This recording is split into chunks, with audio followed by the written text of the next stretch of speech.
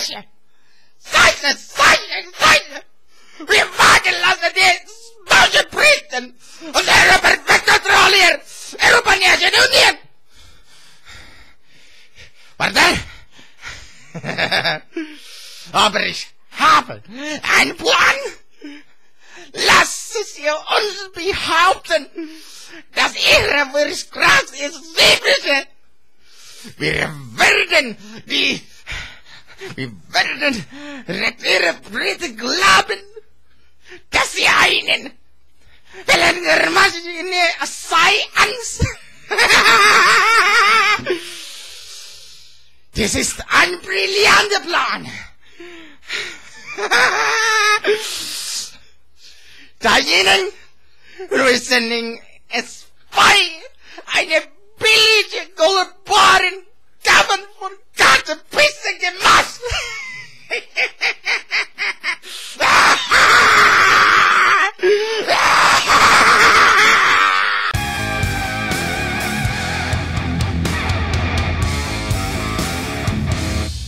Hi-ho and hello, I'm the Bastard, and let's take a look a little at the aftermath of the Brexit campaign. And now all of the people, they are so worried that, oh, British economy is all shit and shits.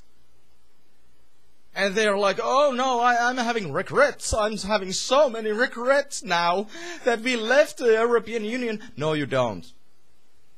No, you don't. No, you seriously don't. No, you don't. You don't even fucking want to have fucking regrets. Do you know why?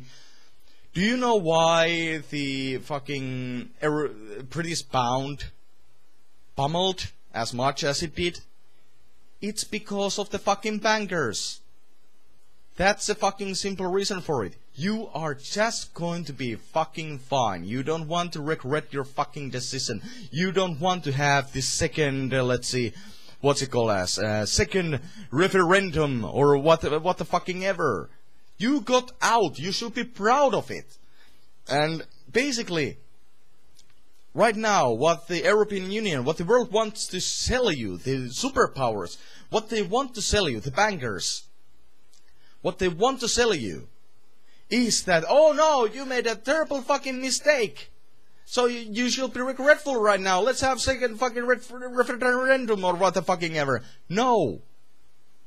It is a fucking bullying tactic.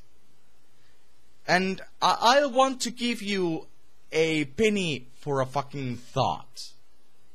Here's a story about Nathan Rothschild.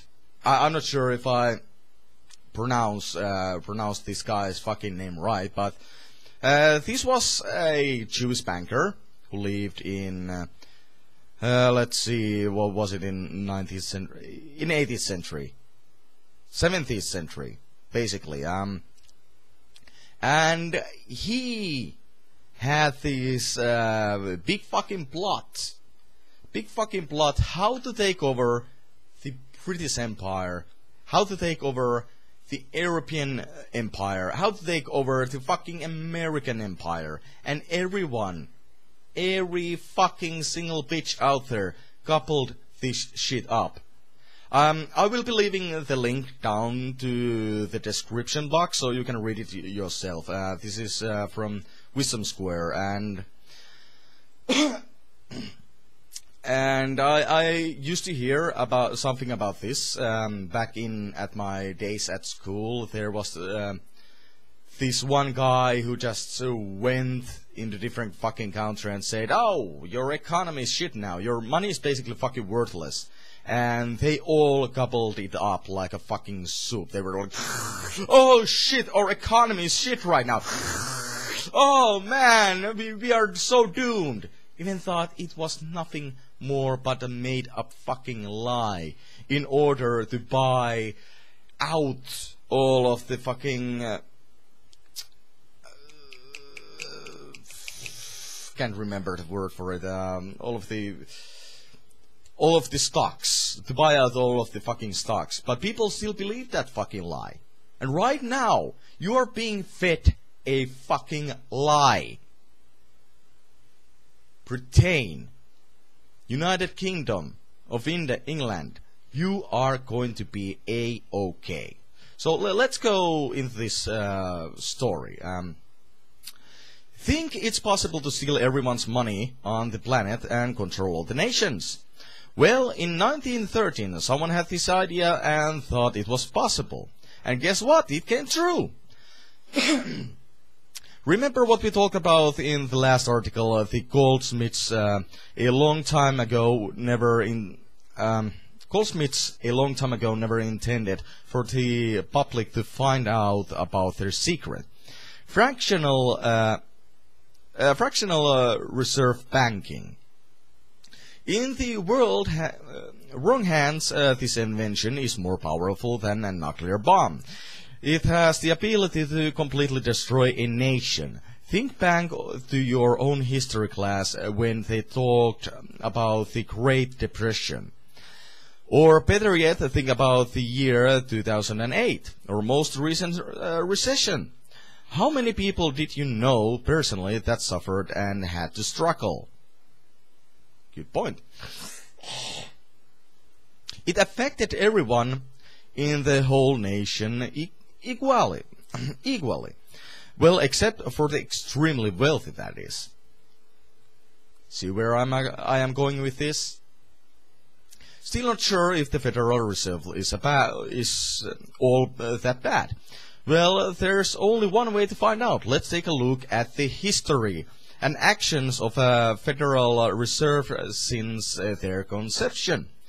Actually, before the Federal Reserve was even officially established, the people in charge of it were very busy. Well, mainly one person was, that is, the Battle of Waterloo, fought on Sunday, June 1815.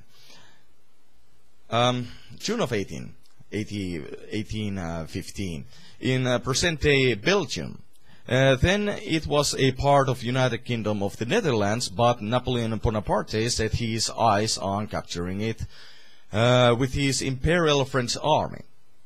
As we know, Napoleon lost that battle, which ended his rule as the Emperor of the French. But there is one thing you're not taught in the history books about this battle, which is even more interesting than Napoleon's dynasty coming to an end. What could possibly be, you might be thinking? What could that possibly be, you might be thinking? Well, you see, both sides of the battle were actually funded by the same group of people. Rich banker men from Germany, called Red Shield, financed both sides of the war. Now, just take a second and think about that. No matter who won, they would still win. Strategically, it's genius, but morally, let's just let you come to the conclusion about that. How and who would be capable of this? See the mastermind behind all of this. The mastermind behind all of this is Nathan Mayer Rothschild. I'm sorry if I'm pronouncing that name wrong. Nathan's father, who started the banking trend in his family, changed their last name to Bauer because of the anti-Semitism in there at the time in Germany. The Rothschild, which is German for Red Shield and an old symbol for their ancestors, now represents the cartel of the global banking elite in the Federal Reserve. Nathan was born in September 1777, I'm sorry about that, and died in July 28, 1836. He was at age 58. In his lifetime, he accomplished more than most people could imagine, and started something that he himself most likely couldn't even have imagined. He was a German Jewish banker. What a surprise there, a Jew. Now you know why people hate Jews so much. one of the five sons of the second generation of the Rothschild banking dynasty. When he turned 21, he settled in Manchester, England, and established a business in textile trading and finance, doing decent for himself, although his father was also a wealthy person. Later, he moved to London, England, and started to deal on the London Stock Exchange with foreign bills and government securities when he was 27. 1 year later, he made a fortune in trading bills of exchange through a banking enterprise. When he was 32, he began the deal in gold bullion, doing even better than before.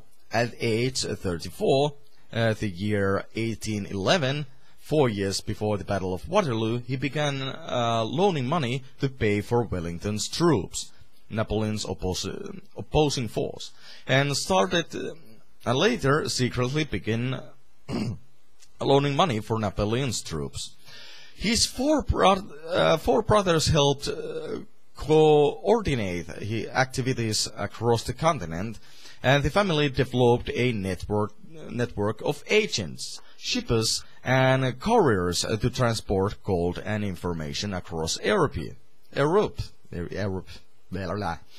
Nathan's father assigned all of his brothers to each control banking in key areas across Europe. Nathan had England. The others were Germany, Australia, Naples, and France. Incredible what a few people are capable of. Huh. By their father's order, family members even intermarried with first and second cousins, keeping the company sealed tight against outsiders. At their height, the Rothschild's wealth, if it had been pooled, would have been largest single fortune in world history. But it gets even better than that. This private intelligence service enabled Nathan to receive in London the news that Napoleon lost at the Battle of Waterloo, a full day ahead of the government's official message. This knowledge, Nathan decided to publicize false rumors that tricked the London Stock Exchange into believing that Napoleon had won. Nathan even started selling his English stocks, causing others to do the same in a frenzy to get rid of their worthless English money.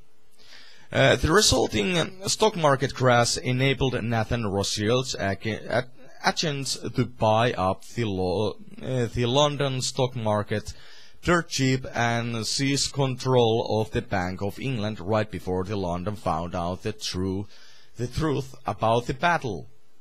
See where I am going with this right now. See why you should regret your decision to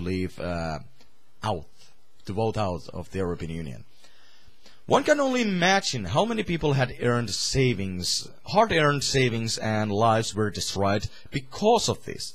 When the English leaders found out that they had no choice but to give their money over to the Red Shield as slaves to the war debt. Since that time, the English have been paying their national taxes directly to the Red Shield private bankers, also known as Rothschild family, while the majority of their people had no clue. And yes, this is still going on this day. In spite of what Nathan did, he quoted for even making a smart remark. Give me control of the nation's money, and I care not who makes its laws. Arrogant, yes. This is some faith is in it. Poor England is suffering from that event 200 years later, and will most likely not to end. But now, what if he did it again? This time gain control over another country as well. Sounds impossible? Even while owning a huge amount of the British economy, he was still hungry for more, and rest assured he acted on that greed. The Rothschild brothers repeated the exact same fraud in 1929, but this time with a New York stock market crash that caused the Great Depression. It took them until this time to fully gain control of America. But they tried even before this. Their goal was nothing less than the end of the American dream of free men. And eventually they were successful. Every man and woman till this day, after all is faced with exact same consequences of England's people, paying their hard-earned money through taxes to the Red Shield. Or should I say Federal Reserve. Maybe taxes aren't that bad, right? But how did the recession make you feel?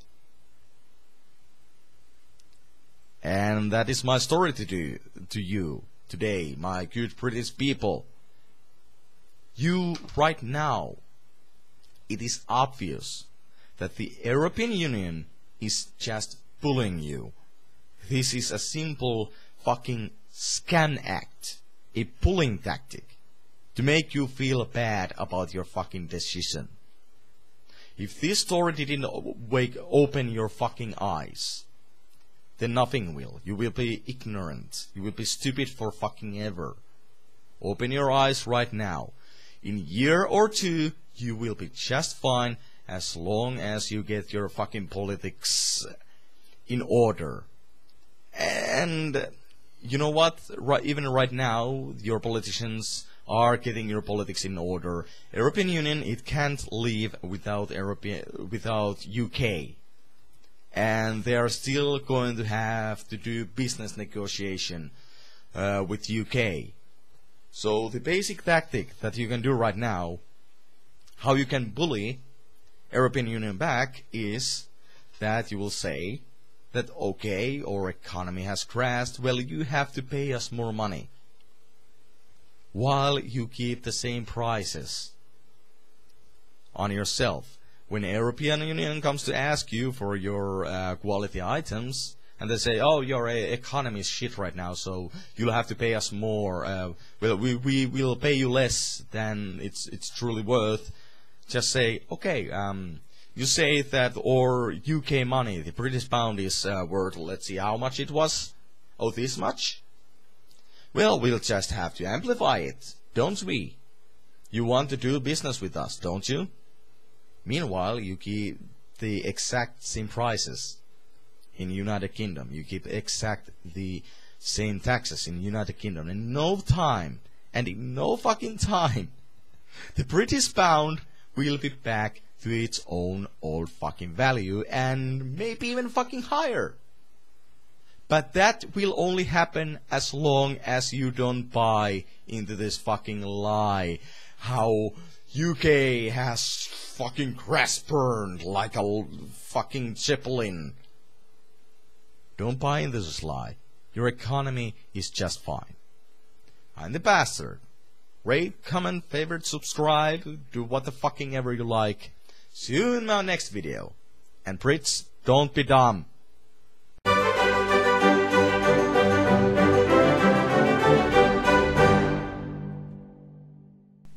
Scheiße! Lass ihn haben! Ja!